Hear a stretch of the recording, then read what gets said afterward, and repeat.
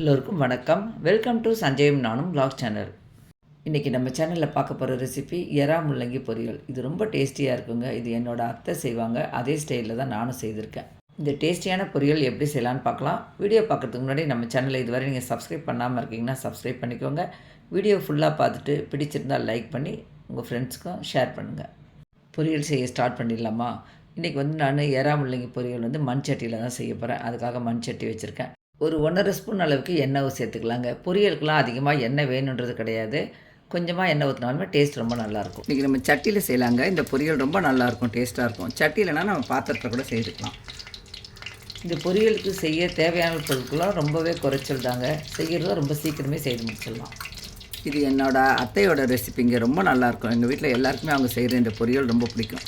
கொஞ்சமாக கடுகு சேர்த்துக்கலாம், சீரகம் சேர்த்துக்கலாம். கடுகு சீரகம் பொரிஞ்சு வருது பாருங்கள். இப்போ உளுத்தம் பருப்பு கொஞ்சம் சேர்த்துக்கலாம்.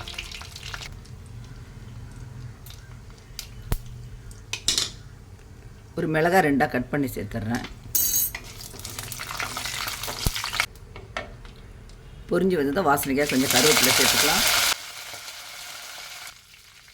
பூண்டு சேர்த்துக்கலாம். பொடியாக கட் பண்ணி பூண்டு சேர்த்துக்கலாம். பொரியல் நல்லா வாசனையாக இருக்கும்.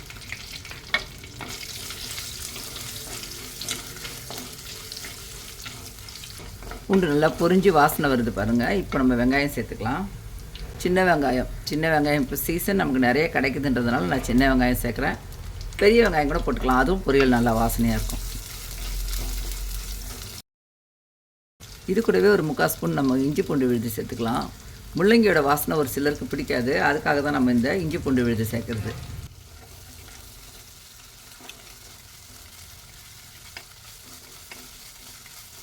பூண்டு வெங்காயமும் இந்த மாதிரி பிங்கிஷாக செவந்ததுக்கப்புறமா நம்ம முள்ளங்கி சேர்த்துக்கலாம். முள்ளங்கி பாருங்கள், நல்லா பொடியாக கட் பண்ணி வச்சுருக்கேன். தோலெல்லாம் எடுத்துகிட்டு இந்த மாதிரி பொடியாக கட் பண்ணி வச்சுருக்கேன்.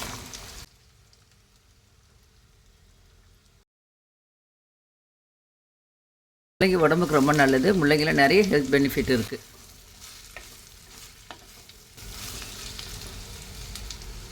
பொரியலுக்கு தேவையான அளவு உப்பு சேர்த்துடலாம். முள்ளங்கி அதிகமாக உப்பு தாங்காது. கொஞ்சம் போட்டாலே ஒரு மாதிரி கரிக்கிற மாதிரி இருக்கும். அதுக்காக நான் குறைச்சி தான் போட்டிருக்கேன். முள்ளங்கி ஒரு நிமிஷத்துக்கு இந்த மாதிரி எண்ணெயிலே வதக்கி விடலாம். இந்த மாதிரி முள்ளங்கி வதக்கி செய்கிறதுனால ஒரு சிலர் முள்ளங்கி சளி பிடிக்கும்னு சாப்பிட மாட்டாங்க.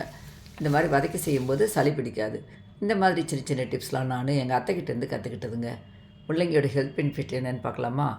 முள்ளங்கி அடிக்கடி நம்ம சாப்பாட்டில் சேர்த்துக்கிறதுனால குடல் வயிறு சம்மந்தமான நோய்களெல்லாம் வராமல் தடுக்குது. நம்ம டயட்டில் இருந்தோம்னா இந்த முள்ளங்கியை நம்ம ரைத்தா மாதிரி தயிர்லெல்லாம் கலந்து சாப்பிட்டாலும் ரொம்ப நல்லது. தொண்டை வீக்கம் போன்ற பல வியாதிகளை சரி செய்கிறதுக்கு இந்த முள்ளங்கி யூஸ் ஆகிறதா சொல்கிறாங்க. இவ்வளோ சத்துள்ள முள்ளங்கியை நம்ம ஏதாவது ஒரு வகையில் அடிக்கடி ஒன்றுல சேர்த்துக்கலாம். கொஞ்சம் நேரம் மூடி வச்சிடலாம். இந்த எண்ணெயிலே நல்லா வதங்கி வரட்டும். கொஞ்சம் எடுத்து கலந்து விட்டுட்டு தாங்க இருந்தேன். இப்போ நீங்கள் செய்யும்போது உங்களுக்கே தெரியும், முள்ளங்கியோட வாசனை சூப்பராக வருது. அதில் இருக்க தண்ணி எல்லாம் நல்லா வற்றிடுச்சு. எறா தோல் எடுத்து வச்சுருக்குங்க. இது பொடி எறா தான் இந்த மாதிரி பொரியலுக்கெல்லாம் நல்லாயிருக்கும். இருங்க, மஞ்சள் பொடியும் சேர்த்துடலாம். மஞ்சள் பொடியும் சேர்த்துட்டு நல்லா கலந்து விட்டுடலாம்.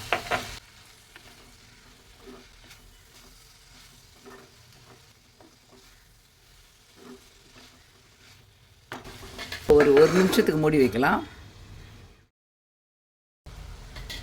கொஞ்சம் நேரத்துக்கு அப்புறம் திறந்து பாருங்கள் தண்ணியெல்லாம் நிறைய விட்டுருக்கு பார்த்தீங்களா? ஜராலையும் தண்ணி இருந்ததில்ல, அதையும் சேர்ந்து விட்டுருக்கு. நான் நல்லா பிழிஞ்சு தான் போட்டேன், இருந்தாலும் தண்ணி விட்டுருக்கு.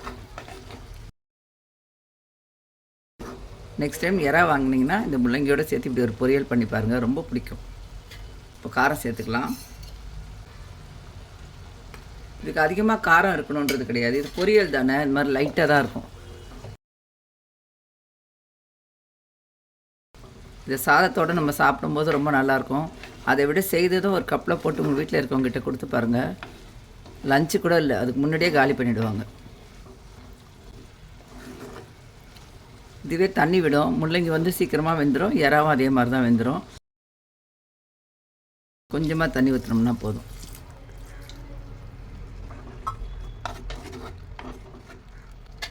மீடியம் ஃப்ளேமில் வச்சு கொஞ்சம் அடிக்கடி எடுத்து கலந்து விடுங்க. தண்ணி எல்லாம் வற்றி முள்ளங்கி நல்லா வேகணும். வெந்ததுக்கப்புறமா நம்ம பார்க்கலாம். இப்போ திறந்துட்டு தொட்டு பார்த்தேங்க, முள்ளங்கி நல்லா வெந்திருக்கு. இறாலையும் பார்த்திங்கன்னா காரம் உப்புலாம் நல்லா உரைச்சிருக்கு. இந்த ஸ்டேஜில் நம்ம கேஸ் ஸ்டவ் ஆஃப் பண்ணிடலாம். இது சட்டின்றதுனால சூடு அப்படியே இருக்கும் கொஞ்சம் நேரம். அந்த நடுவில் தெரியுது பாருங்கள், அந்த தண்ணி கூட நல்லா வற்றிடும். இந்த பொரியல் நம்ம நல்லா சுட சுட சாதத்தில் போட்டு சாப்பிட்றதுக்கும், இல்லை செய்ததுமே தட்டில் நல்லா சூடாக எடுத்து சாப்பிட்டு பாருங்கள், அவ்வளோ டேஸ்டியாக இருக்குங்க.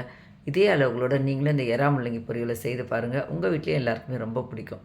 செய்து பார்த்துட்டு எப்படி வந்ததுன்னு சொல்லிட்டு மறக்காமல் கமெண்ட் செக்ஷனில் சொல்லுங்கள். இது வரைக்கும் என்னோடய சேனலை தொடர்ந்து பார்த்து சப்ஸ்கிரைப் பண்ணி சப்போர்ட் பண்ணி கமெண்ட் பண்ணுறவங்க எல்லாருக்கும் ரொம்ப ரொம்ப தேங்க்ஸ். இப்போ தான் ஃபர்ஸ்ட் டைம் சஞ்சயம் நானும் vlog சேனலை பார்க்குறீங்கன்னா சப்ஸ்கிரைப் பண்ணிக்கோங்க. கூடவே இருக்க பெல் சிம்மில் கிளிக் பண்ணிக்கோங்க. வீடியோ பிடிச்சிருந்துன்னா மறக்காமல் ஒரு லைக் கொடுத்துருங்க. இதே மாதிரி வேறு ஒரு இன்ட்ரெஸ்டிங்கான வீடியோவோட நம்ம மீட் பண்ணுவோம். தேங்க்யூ.